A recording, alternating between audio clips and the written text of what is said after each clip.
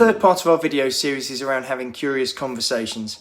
This month we have Sonia, Khera, Beverley Spencer and Allard. All three contributors bring a wide range of coaching expertise to explore with us what curious conversations we need to be having more of in the workplace, what can sometimes get in our way, and what can we do to have better conversations with those around us.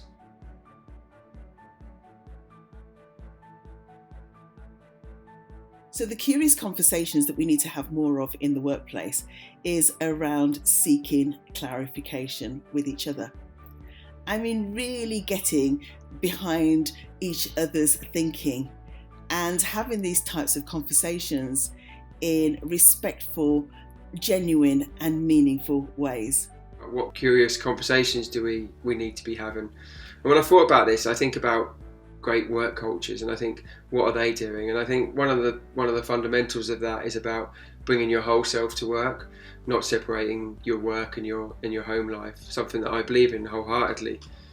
And I think the foundations of that is understanding our stories. And I think our stories teach us about ourselves and teach us about others, but also develop an understanding and respect and connection for one another that can help us in those more difficult moments, those more difficult conversations and times. We understand where each other is coming from. We understand the story behind maybe a way that somebody is working. So having more curiosity in the area of a deeper understanding for each other can really support us in making it a great work culture to be in. As a coach, I'm having to engage with people for the first time, and if I'm not curious about what they're going to share with me, then I'm lost the opportunity to really engage and make a connection. Curiosity is the key, is that you're giving them the time and space to share, and basically you get some sort of information at the end of it, some sort of idea about what they're about or what they need and what you can do. So without that curiosity, the conversation sort of lacks the quality. What gets in the way of these types of conversations happening? A culture whereby two-way conversations are not encouraged, or perhaps a limiting belief that's false of that culture. What gets in our way? We all have busy lives, a lot going on, and sometimes that means that we don't have the space between to think, to ask a question or to be curious about something. So I think it's really important to facilitate spaces where you can deeply listen. If you just touch in for a moment of that time when you have been deeply listened to, I think it's a really beautiful thing. What gets in the way of having a really good quality conversation? Our own thoughts.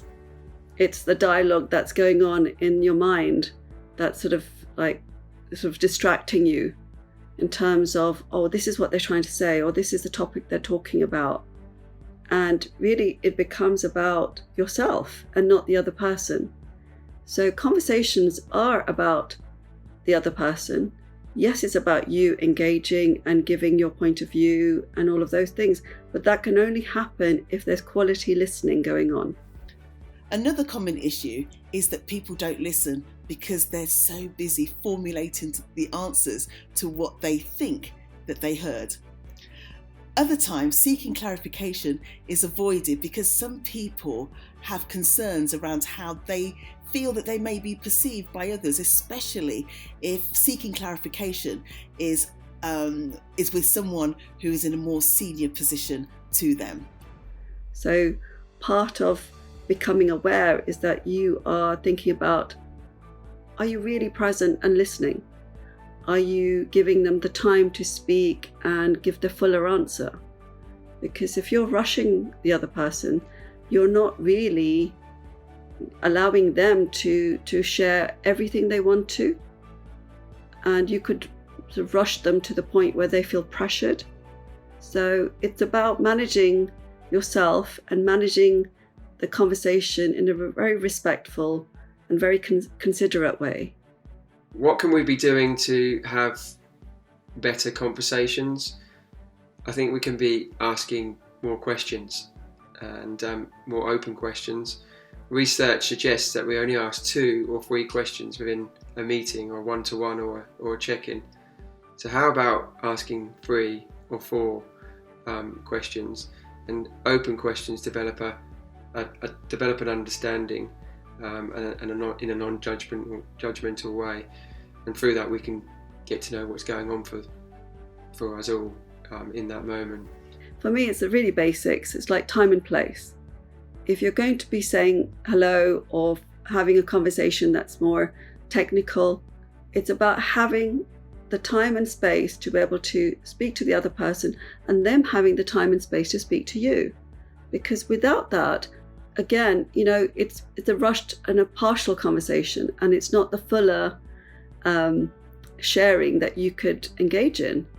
Well, think about trust, building trust, and creating a culture whereby it's safe and the norm for employees to seek clarification, to ask questions, and to express their opinions without fearing negative consequences. Having a go, we all have to start from somewhere. So have a go and demonstrate your willingness to, and be willing to listen deeply and encourage two-way dialogue. And that's the opportunity factor. So when I think about time and place, giving them the space to actually give that fuller answer, that's the preparation part. I think that's particularly important to get a quality conversation going. The other thing that you can do is to start by, if you're a leader, is to start by asking members of your team about what's held them back or holding them back from seeking clarification. And remember the small things as well as the big things. Sometimes we'll aim to ask a big question because we feel like we're going to get an outcome. But in my personal experience, sometimes the smallest questions can bring the greatest insight.